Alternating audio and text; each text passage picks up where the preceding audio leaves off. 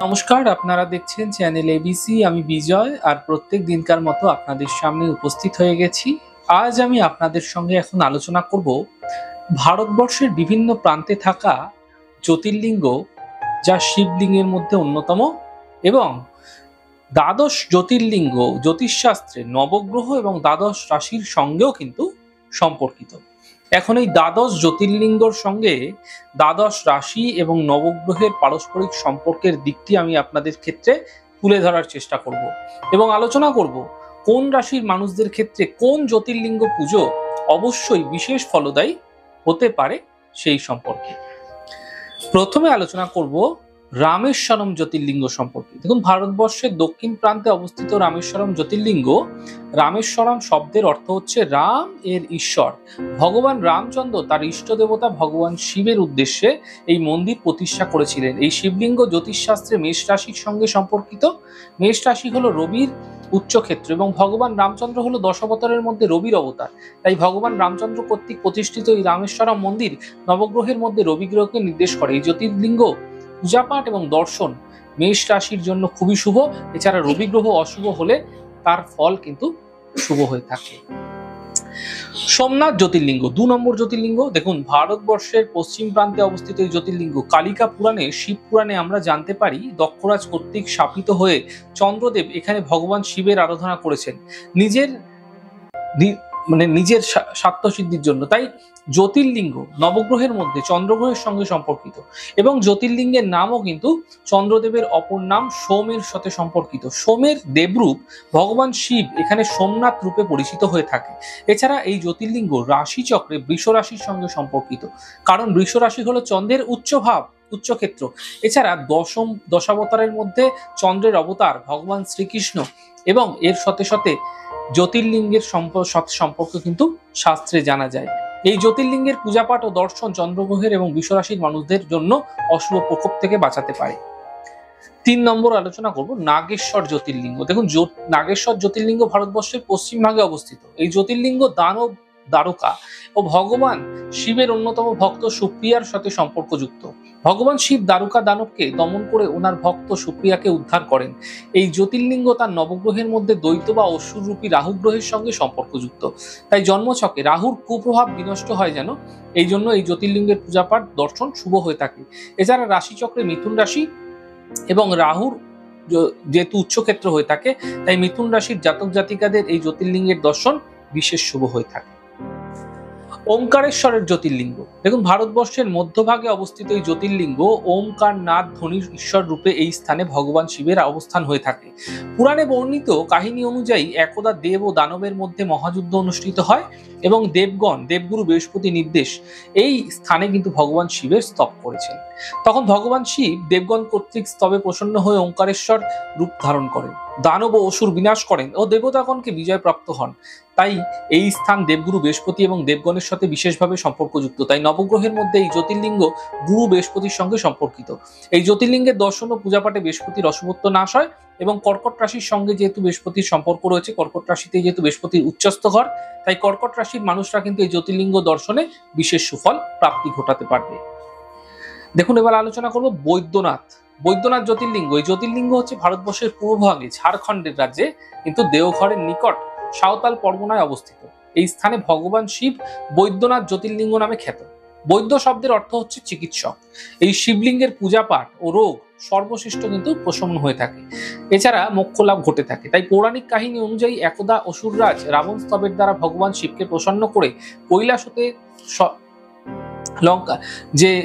লঙ্কায় নিয়ে যেত, তা কিন্তু উদ্ধত হয়েছিল। কিন্তু ভগবান বিষ্ণু কৌশলের দ্বারা রাবণকে নিরস্ত করে এই স্থানে ভগবান শিবকে লিঙ্গরূপে প্রতিষ্ঠা করেন। তাই ক্রোধান্বিত হয়ে রাবণ তার দশাননের মধ্যে ৯টিকে তরোয়াল দ্বারা দেহ থেকে বিচ্ছিন্ন করেন।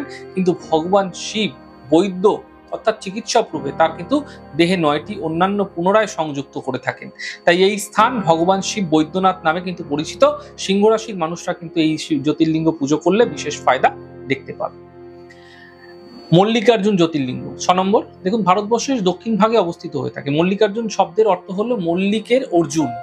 মল্লিকা অর্থাৎ মা পার্বতীর অপর নাম এবং অর্জুন হচ্ছে ভগবান শিবের আরেকটি নাম। শিবপুরাণ অনুযায়ী একদা হরগৌরীর জ্যেষ্ঠ পুত্র দেবসেনাপতি কার্তিক এবং কনিষ্ঠ ভ্রাতা গণেশের বিবাহ তার আগে হওয়ায় অত্যন্ত ক্রোধান্বিত হয়েছে এবং হতাশ হয়ে পড়েছে। পঞ্চ পর্বতে অবস্থান করেছে কার্তিক। সর্বদেবতাগণ চেষ্টা করেও দেবসেনাপতি কার্তিককে শান্ত করতে অক্ষম হয়েছেন। এমতাবস্থায় ভগবান শিব ও মাতা পার্বতী কার্তিকের নিকটে এসে উপস্থিত হয়েছেন। পুত্রের দুঃখ ভগবান শিব লিঙ্গ রূপে ধারণ করেছেন। তাই ভগবান শিবের এই রূপ অবস্থান দেবসেনাপতি কার্তিককে ক্রোধ ও হতাশা থেকে নিরস্ত্র করে। তাই রাশিচক্রের ষষ্ঠ ভাব এবং রিপুভাব কন্যা রাশি এবং বুধ সেখানে যেহেতু উচ্চস্থ হয়, তাই কন্যা রাশির মানুষদের এবং বুধ যদি শুভ প্রভাবযুক্ত করতে চাইছেন তাহলে এই জ্যোতির্লিঙ্গের আরাধনা আপনাদের ক্ষেত্রে ফায়দাদার হতে পারে। আসবো 7ম নম্বর মহাকালেশ্বর জ্যোতির্লিঙ্গ। এই জ্যোতির্লিঙ্গ ভারতবর্ষের মধ্যভাগে অবস্থিত। মধ্যপ্রদেশের উজ্জয়িনীতে মহাকাল নামক জন অরণ্যে কিন্তু এই জ্যোতির্লিঙ্গের অবস্থান। পৌরাণিক কাহিনী অনুযায়ী একদা মহারাজা চন্দ্রসেন এই জ্যোতির্লিঙ্গের সন্ধান পান এবং নবগ্রহের মধ্যে জ্যোতির্লিঙ্গ কাল বা সময়ের প্রতীক। এই শিবলিঙ্গ গ্রহরাজ শনির সঙ্গে সম্পর্কিত। এই জ্যোতির্লিঙ্গের পূজা পাঠে শনি গ্রহের অশুভ প্রভাব নাশ হয়। এছাড়া শনি গ্রহের তুঙ্গ ভাব তুলা রাশি এই জ্যোতির্লিঙ্গের সঙ্গে সম্পর্কযুক্ত থাকে। তাই তুলা রাশির জাতক জাতিকাদের এই জ্যোতির্লিঙ্গের দর্শন ও পূজাপাঠ বিশেষ শুভ হয়ে থাকে। আসবো 8 নম্বর কৃষ্ণেশ্বর জ্যোতির্লিঙ্গ। এই জ্যোতির্লিঙ্গ ভারতবর্ষের পশ্চিম ভাগে অবস্থিত। এই জ্যোতির্লিঙ্গ কুসুমেশ্বর, কৃষ্ণেশ্বর নামে খ্যাতি হয়ে থাকে। শিবপুরাণ অনুযায়ী একদা দেবগিরি পাহাড়ে সুদম এবং সুদেহা নামে এক নিঃসন্তান দম্পতি বাস করতেন। সন্তান লাভের আশায় সুদেহা তার ভগিনী ঘুষ্মার সাথে তার স্বামীর বিবাহ দেন এবং একটি পুত্র সন্তান জন্ম হয়। কিন্তু এরপর ঘুষ্মা অহংকারী হয়ে ওঠে। ফলস্বরূপ সুদেহা ও তার ভগিনী ঘুষ্মার সাথে প্রতিহিংসার একটা কিন্তু প্রভাব তারপর তৈরি করে থাকে। ফলে তখন ঘুষ্মা তার পুত্রের পুনরুজ্জীবন হওয়ার ফলে আশায় কিন্তু ভগবান শিবের স্তব করতে থাকে। তখন ভগবান শিবের আশীর্বাদ তার পুত্র পুনরায় জীবিত হয় এবং সুদেহাও একটি পুত্র সন্তান সে লাভ করে থাকে।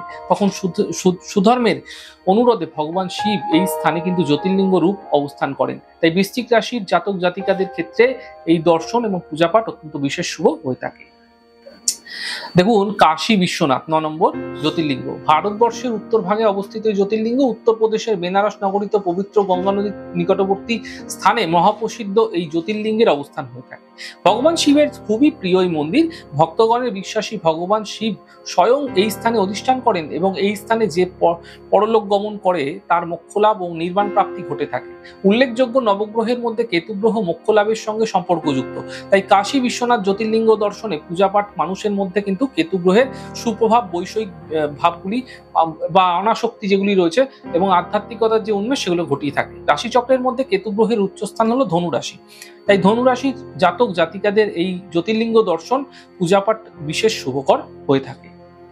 এবার আসবো ভীমশঙ্কর জ্যোতির্লিঙ্গ 10ম নম্বর। জ্যোতির্লিঙ্গের অবস্থান ভারতবর্ষের পশ্চিম ভাগে। পৌরাণিক কাহিনী অনুযায়ী জ্যোতির্লিঙ্গ রাবণ ভ্রাতা কুম্ভকর্ণের পুত্র ভীমার সঙ্গে সম্পর্কযুক্ত।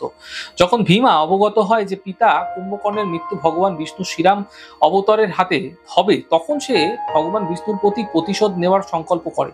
এই উদ্দেশ্যে ভগবান ব্রহ্মাকে তপস্যায় সন্তুষ্ট করে প্রভূত ক্ষমতার অধিকারী হয় এবং জগতে প্রভূত ধ্বংস কার্যে উদ্যত হয়। এই সময় কামরূপের এক নাম শিবভক্তকে সে আক্রমণ করে এবং পরাজিত করে তাকে কারাগারে বদ্ধ করে। এই ঘটনা ভগবান শিবকে ক্রোধান্বিত করে এবং ভগবান শিব ভীমার সঙ্গে যুদ্ধ লিপ্ত হয়।